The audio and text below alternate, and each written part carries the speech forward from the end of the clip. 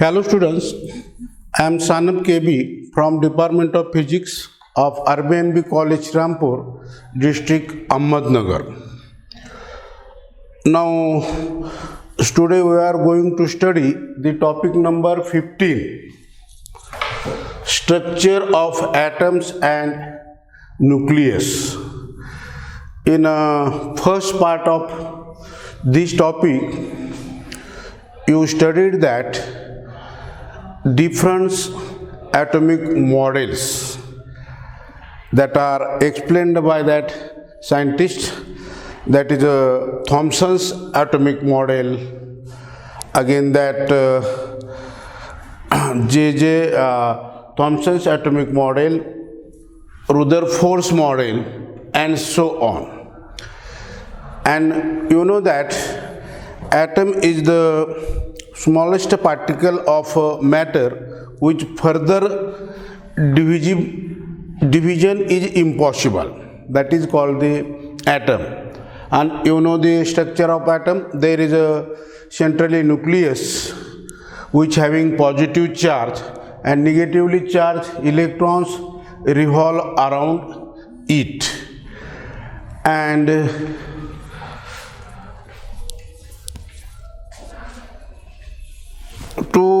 there are some difficulties in that explained models, that is in Rutherford's atomic model, and he stated that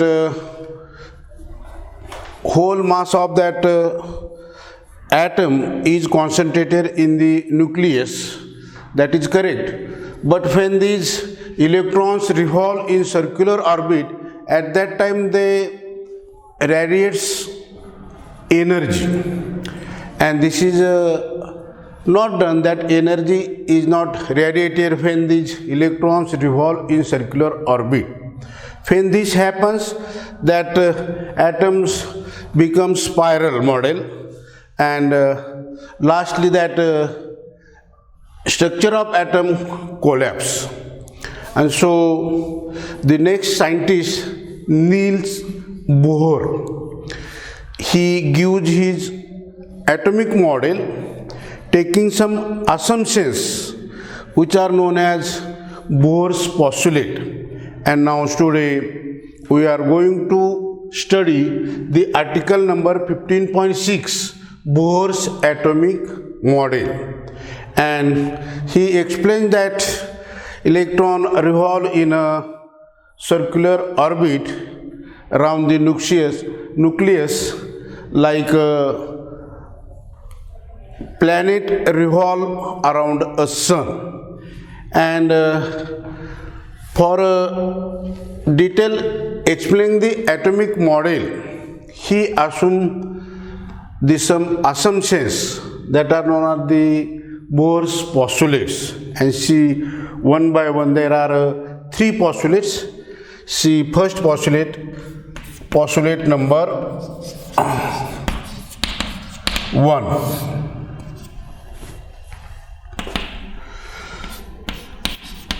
The electrons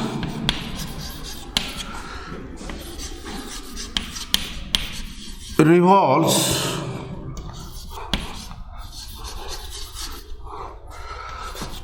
around a nucleus in a circular orbit. The sufficient centripetal force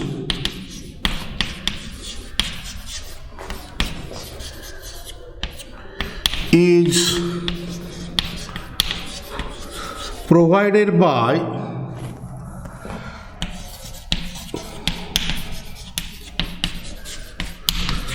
electrostatics force of attraction between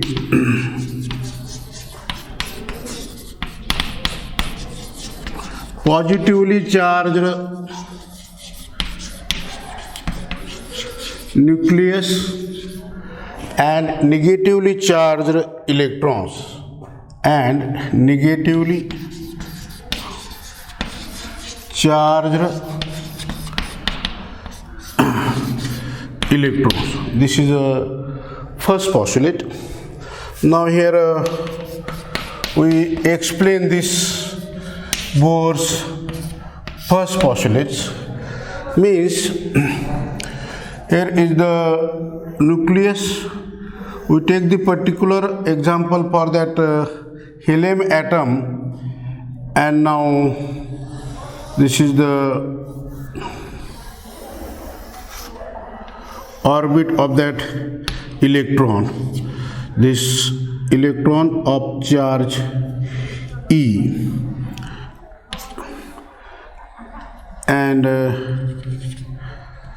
R with the radius of that orbit. This is a positively charged nucleus, and this is the electron here. Now this postulate states that electron revolve in circular orbit. 5. The sufficient centripetal force is provided by electrostatic force of attraction between positively charged nucleus and negatively charged electron. That is, here we write that centripetal force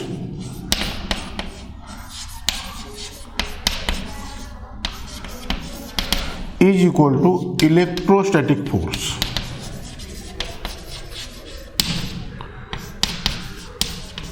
Electrostatic force. Here we write that mv square by r is equal to that 1 upon 4 pi epsilon 0 that z e square by r square. Here m with the mass of electron, phi is a linear velocity of this electron which is revolve in a circular orbit of this radius r, and now this centripetal force mv square by r is equal to 1 upon 4 pi epsilon 0 z e square by r square. Already we obtained this expression for that electrostatic force from Coulomb's law in electrostatics in a previous class. Now here epsilon 0 is the permittivity of a vacuum or that free space, and z be the atomic number. And now this is the mathematical statement of this Bohr's first postulate. This is equation number 1. Now we can explain the second postulate, that is a postulate number 2, or here we write postulate 2. What is the statement of that second postulate? That the radius of orbit of an electron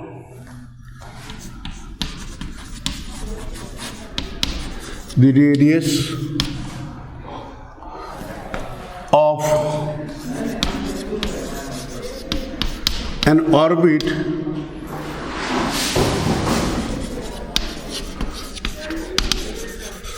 of an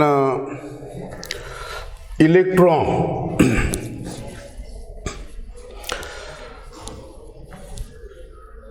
can only take certain fixed value, can only take certain value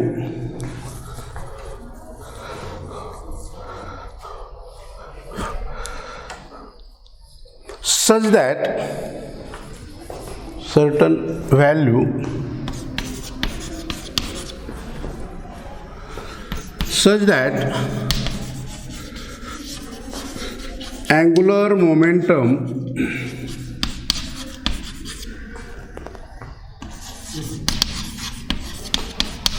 of electron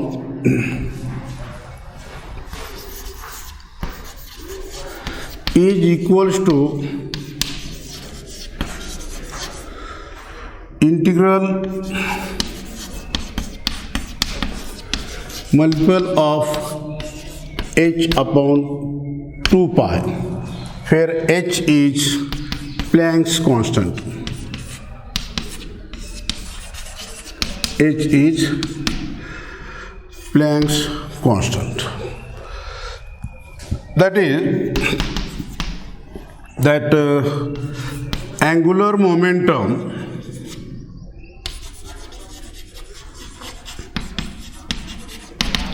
is equals to that nh upon 2 pi, where n is equal to that 1, 2, 3, 4 and so on. This is an integer.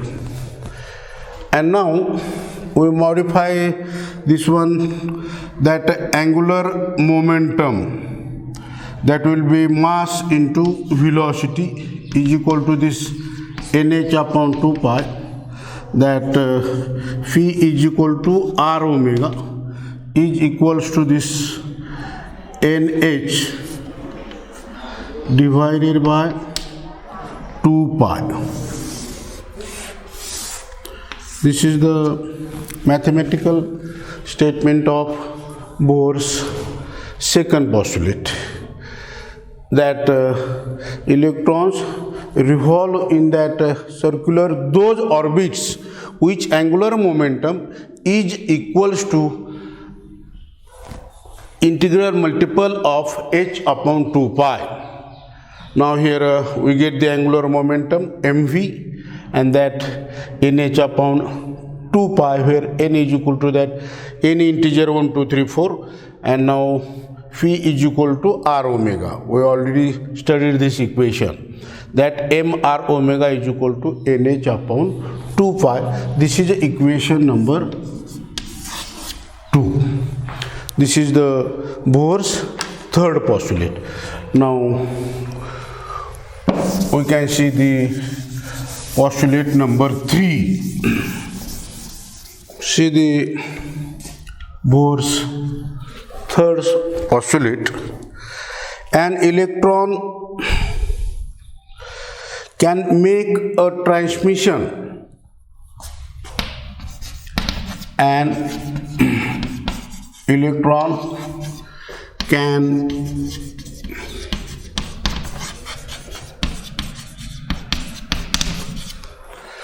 make a transmission from one orbit to another orbit, from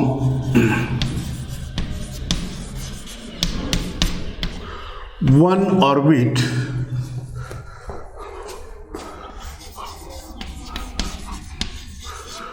to another orbit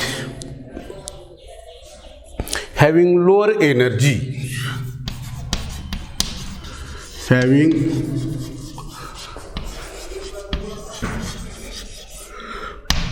lower energy. It emits photon of energy, means that electron emits photon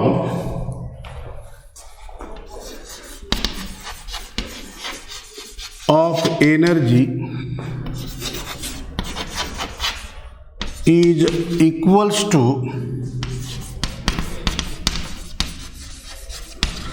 difference between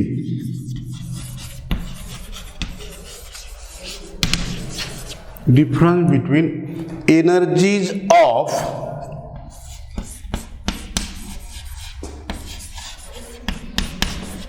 two orbits. This is the third postulate. Now we can explain here that explanation. This third postulate state that electron jumps from higher energy orbit to lower energy orbit, that is a outer orbit to inner orbit. Here is the nucleus, this is the first orbit, second, and like this one. Now energy of this outer orbit is higher. At that time electrons jumps from higher orbit to inner orbit, that is a higher energy orbit to lower orbit. At that time it emits photon, of energy which is equals to the difference between energies of two orbits. Suppose this is the outer is the mth orbit and here inner is the nth orbit, means that m is greater than n. And now at that time that energy of that photon is equal to difference between that two energies, that is the energy of that mth orbit, that energy of nth orbit, that is E is equal to Em minus En. This Em is the energy of that higher orbit, mth orbit, that is the outer orbit, minus energy of that nth orbit, that is the lower energy orbit. And now this energy is the energy of that photon, and you know the energy of photon is equal to that h mu is equal to Em minus En. This is the another statement of this Bohr's third postulate, where h is the Planck constant, mu be the frequency of that electron, and get the Em minus En. In this way we study here the three postulates of Bohr's theory, which gives the actual atomic model, particularly for a hydrogen atom. And now studying these three postulates, we get the next article here, that is article number 15.61. That is article 15.61, that radii of the orbits, radii of the orbits, means here we have to find radius of that orbit. Obtaining this expression for radius of Bohr's orbit, or radii of different orbits, with the help of that three postulates already we studied here. Now here we consider that hydrogen atom, here is the nucleus, and then electron revolve it with the velocity v, and this r with the radius of this orbit, and this is the E with the charge on that electron, and here positive charge is there, that electrons revolve in a circular orbit. Already we assume that Bohr's first postulate, an electron revolve in circular orbit with uniform velocity in circular orbit. At that time, that sufficient centripetal force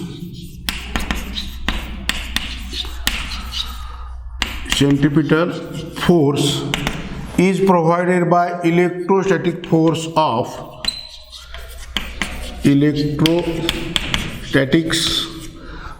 of attraction between positively charged nucleus and negatively charged electrons.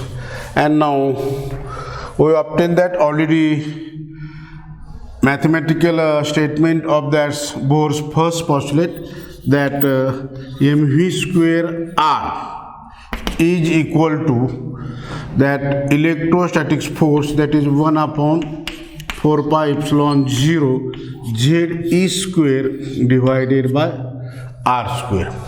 Now here our simplicity, we consider that nth orbit here. This is the nth orbit.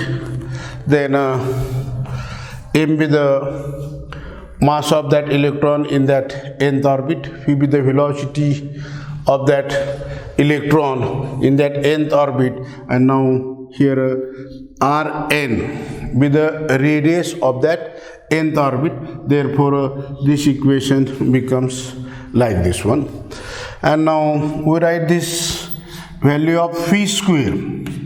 Here phi square is equal to this 1 upon 4 pi epsilon 0 Z E square, that Rn square, this into this Rn divided by m here.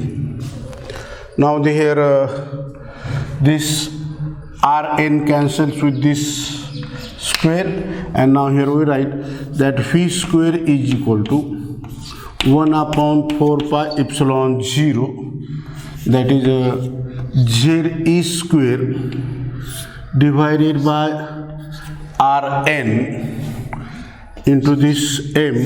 This is here equation number 1 here.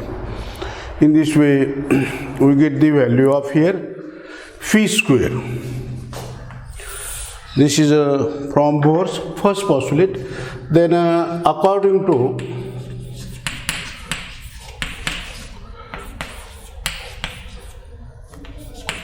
Bohr's postulate 2, that electron revolve in those orbits which angular momentum is equal to integral multiple of nh upon 2 phi. Already we studied here. And then equation becomes mathematical statement of this Bohr's second postulate, m phi r is equal to nh upon 2 pi, where that value of n is equal to 1, 2, 3 and so on. It is any integer. Now squaring this equation, squaring on both sides, that is m square phi square r square. Now here r with the radius of nth orbit, therefore Rn square is equal to n square, this h square divided by 4 pi square here. Okay, now write this equation for v square. This v square is equal to this n square h square divided by 4 pi square. Now here that m square multiply here, then here r n square. This is equation number 2. Now this is v square, here is again v square. Equating equation 1 and 2 we get here. Equating equations 1 and 2 we get that, right, equation 1 upon 4 pi epsilon 0, that Z E square divided by Rn m is equals to this n square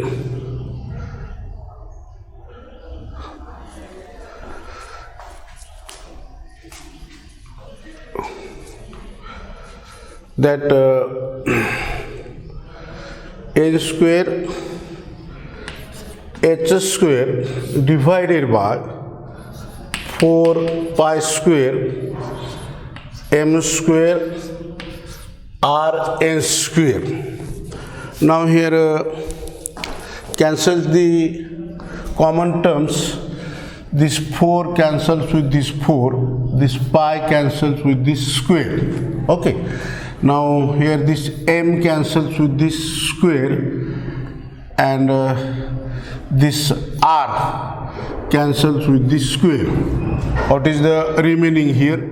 That z e square divided by this epsilon 0 is equals to this n square h square divided by this pi, then m is here, then r n here. Okay, now we write this equation for that r n directly. This value comes to here, or we write one more here, that r n z e square here divided by epsilon 0 is equal to this n square h square divided by pi m here.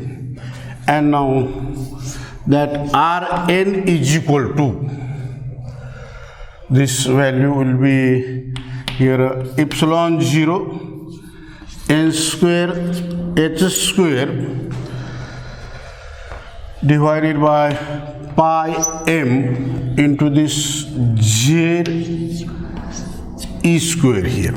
This is the value of radius of that nth orbit here. That is r n is equal to epsilon 0 n square h square pi m z e square. This is the radius of nth orbit for that Bohr's orbit. And now make some arrangement, that Rn is equal to, in bracket, this epsilon 0, that n square divided by pi m e square this z into this n square here, epsilon 0 h square, where this epsilon 0 permittivity of free space, that Planck's constant h, this term pi, this mass of electron, charge on electron e, and now z are here constant, and therefore this epsilon 0 h square pi m e square z is equal to constant, and therefore that radius r n is directly proportional to n square. Means radius of Bohr's orbit is directly proportional to square of principal quantum number. As radius increases, as n increases, means orbit number increases, then radius also increases. And now in this way we easily prove that radius of Bohr's orbit is directly proportional to square of principal quantum number.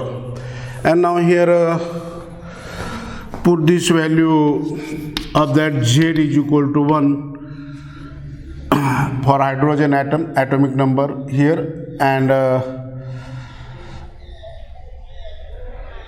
n is equal to 1, that first orbit. That equation becomes this R1 is equal to that epsilon 0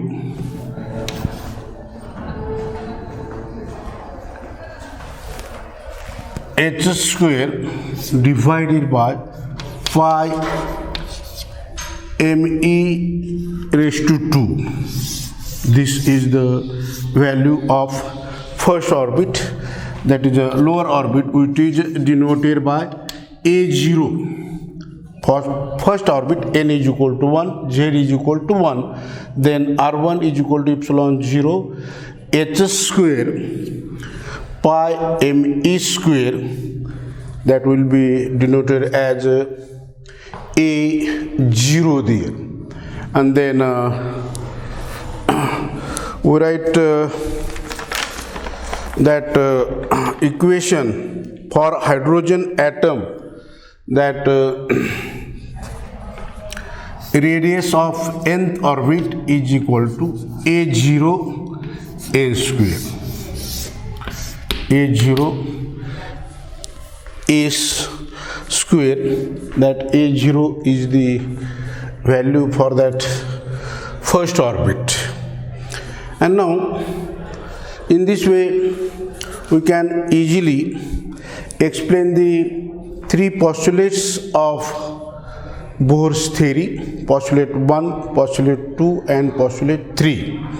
Now according to that postulate number 1 and postulate number 2, we can easily obtain the expression for radius of Bohr's nth orbit, and it is also clear that as number of orbit increases, then radius of that orbits also increases, that is Rn is directly proportional to n square, that is radius of Bohr's orbit is directly proportional to square of principal quantum number.